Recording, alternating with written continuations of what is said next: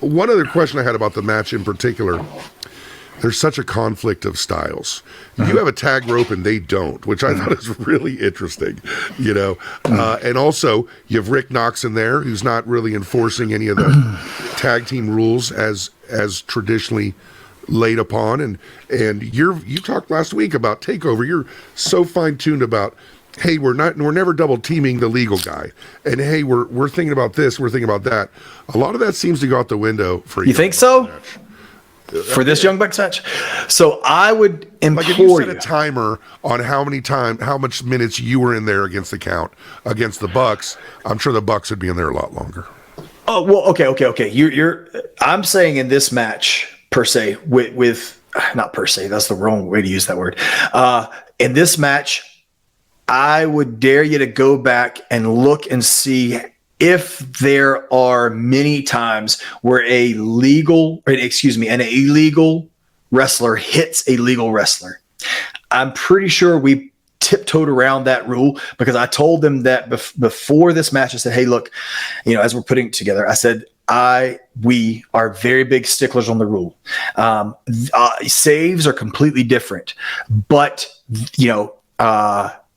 more often than not in this match, I bet you wouldn't see an illegal wrestler strike a legal wrestler. I'm pretty confident in that. There may be a time or two, but it's not like four guys are in the ring doing their deal. You know what I'm saying?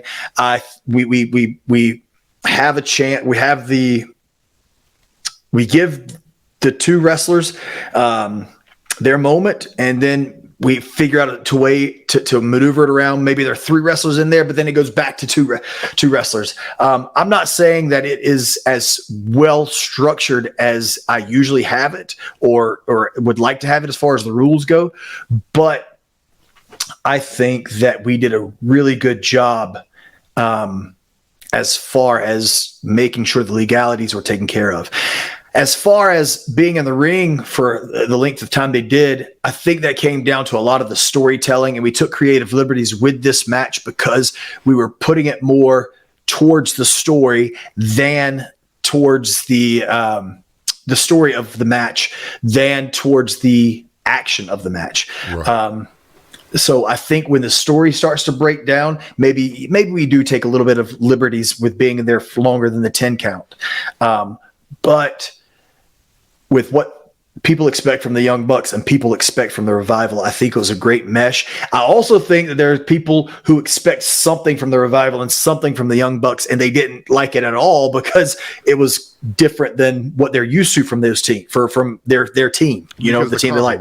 Right, because of us working together. But that's what makes it beautiful, is there is this compromise of styles where we don't lean towards a Revival or FTR or towards Young Bucks. It's right, it's in the middle, and it's the magic that we make.